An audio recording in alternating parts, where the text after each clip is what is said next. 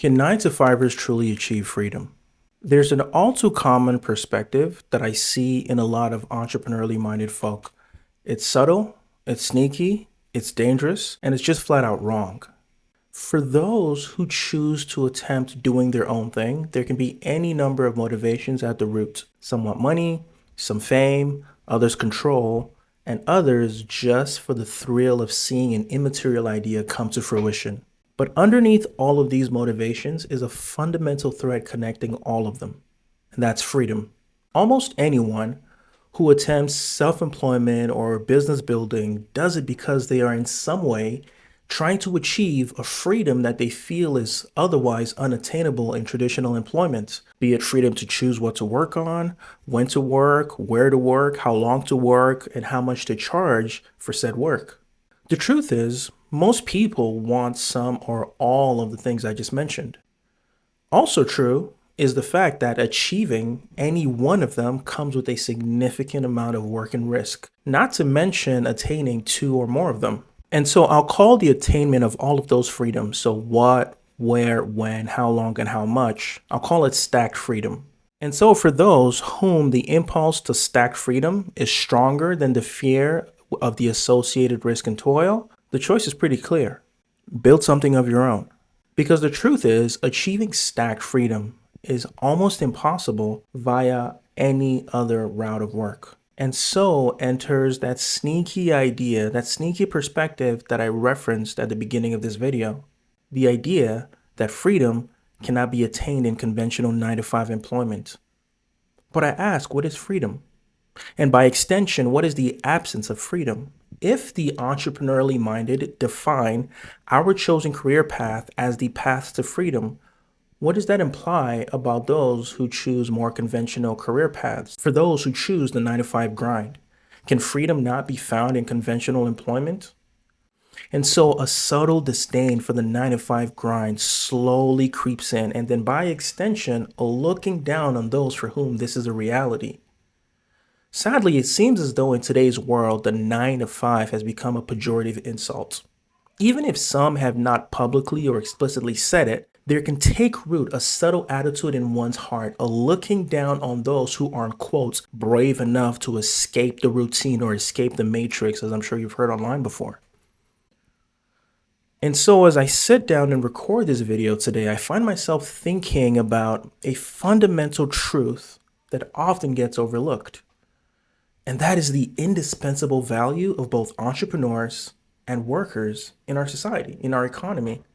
It's a topic that's very close to my heart because as somebody who wears multiple hats, as somebody who has worn multiple hats from a budding entrepreneur to a musician and haven't had jobs in the past before, I deeply understand the need for and synergy of both these roles.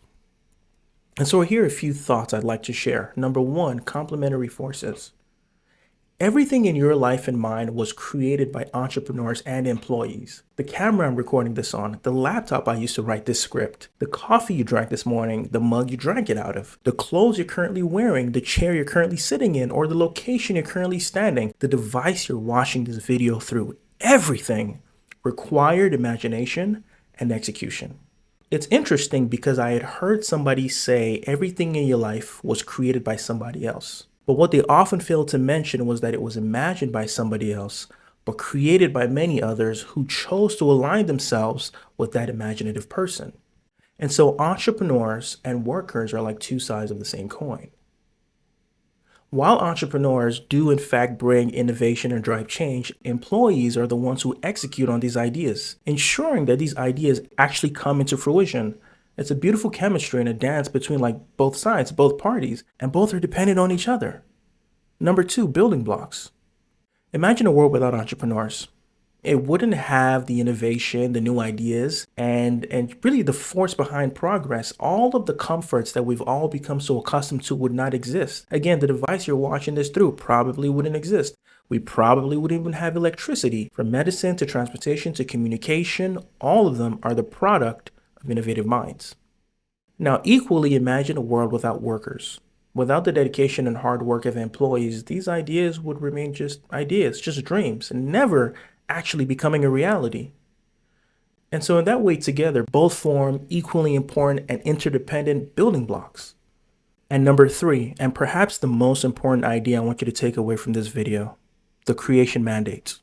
And so God created man in his own image. In the image of God created he him. Male and female created he them.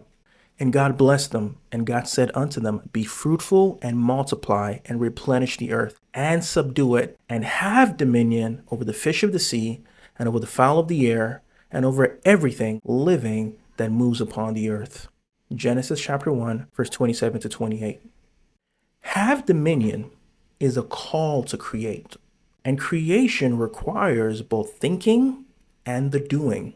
And so embedded in the creation mandate itself is a call to innovate and execute. And so in the creation mandate is space for and celebration of both the entrepreneur and the employee. And thus, because this is God's design, there is in fact freedom to be found in both. And there are many more scriptures I can point to. 1 Thessalonians chapter 4, verse 11, Proverbs 14:23, Psalm 128, verse 2, and 1 Timothy 5:8, and so many more. But unfortunately, it seems like today society tends to glorify entrepreneurship while overlooking the invaluable contributions of the workers, of the employees. But true progress comes from acknowledging and honoring both roles equally. Every successful venture, every successful idea is built on the shoulders of both entrepreneurs and employees. And I think it's time that we recognize and appreciate the effort of both parties. So what about the freedom question? Can 9-to-5ers truly achieve freedom? Yes, I say absolutely yes. Now, while it's true that entrepreneurship may provide certain upsides that are not necessarily accessible to employees, the same is also true in the opposite direction. There are massive downsides to entrepreneurship that employees are shielded from. And so freedom comes from having an honest conversation with yourself and just really earnestly trying to do that which God has called you to do. For some, that's being a diligent, hardworking employee. And for others, that's being an entrepreneur. And then for others, it's both at different seasons and stages of life. The point is this. And if you take one thing away from this video, this is what I want you to take away from this, okay? Freedom comes when you are faithful to the specific calling God has placed on your life. Whether you're a visionary entrepreneur or a diligent employee, your role is essential and your contributions are indispensable. And so here's to the entrepreneurs who dare to dream and the workers who work to bring those to life. Before I go, one quick thing. Why would I make a video like this, considering that I consider myself more entrepreneurially minded? At the end of the day, beneath my entrepreneurial drive, what is first and foremost that is most important to me is my faith. And my faith tells me that all men are equal. And so I have to remember that my role in this grand scheme of things is in service to other people. In fact, my faith tells me that he who wants to be first must be last. And so I strive to be a servant leader, the one who goes and serves his people. And so to my fellow entrepreneurs, I know that if we learn to see ourselves as servant leaders, and we learn not to elevate ourselves above those who work for us or work with us, not only will they be more satisfied in their position, satisfied in their roles, it'll actually help the businesses as well. And then for those who are maybe not entrepreneurially minded, in this world where entrepreneurship is so glorified, I don't want you to feel less than, to feel as though you can't take joy, to feel as though you can't find contentment, to feel as though you can't celebrate and find freedom in your calling.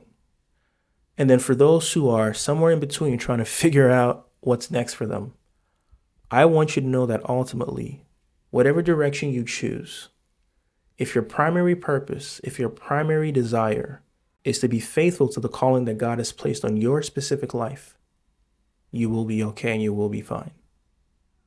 And so that's all for today.